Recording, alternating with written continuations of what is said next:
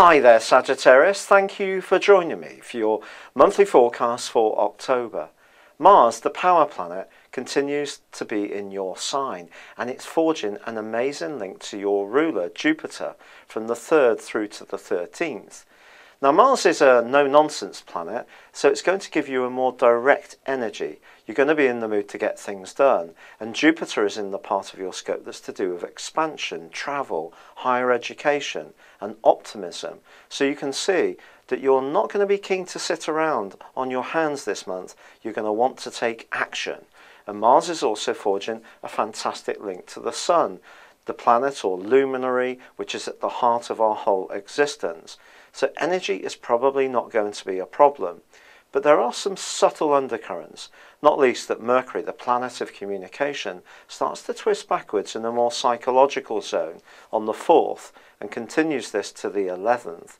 Then it switches into your sector of friendship, joining up with the Sun and also Venus.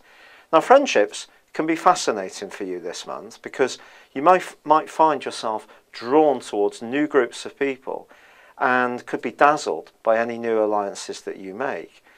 If you have got long-standing friendships, if some of these run a little bit on the dull side, you may find that your attention span is rather low, particularly from the 4th through to the 11th, when the Sun's in opposition with Uranus.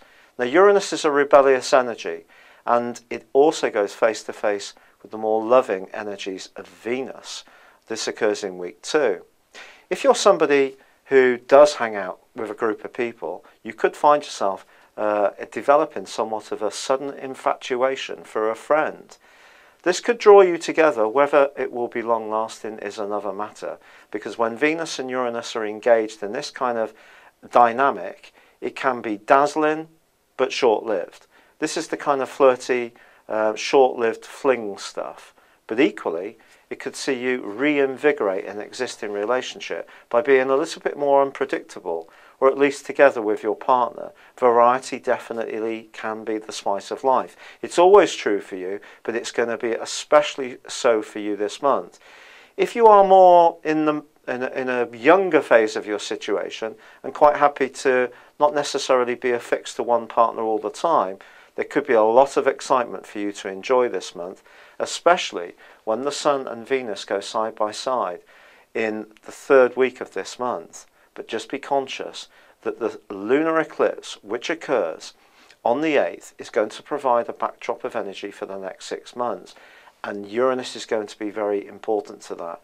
And this suggests that that natural need for you to be a free spirit is going to be ramped up during that period of time. If anyone tries to limit it, it could lead to some stormy scenes. Now, by the 23rd, the picture changes quite a bit, quite significantly. The Sun moves into the more reflective part of your scope, Scorpio. This gives you an opportunity over the next month to think more carefully at a deeper, more astute level about what you want. Yes, the energy can still be high, but you need to focus it on areas that are more sincere, more appropriate.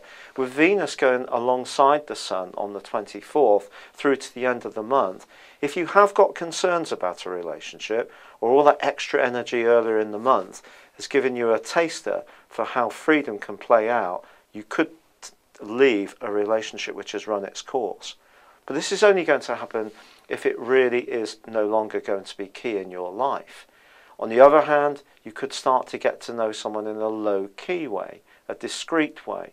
But the solar eclipse, which occurs on the 24th, suggests that whatever you do, whatever the big themes of your life are, the next 6 months suggest there will be times when issues from your past are going to have to be dealt with, especially anything you've deferred. And as I've often said to you before, Sagittarians can have a tendency not to look at the awkward stuff and prefer to deal with the exciting stuff in the present.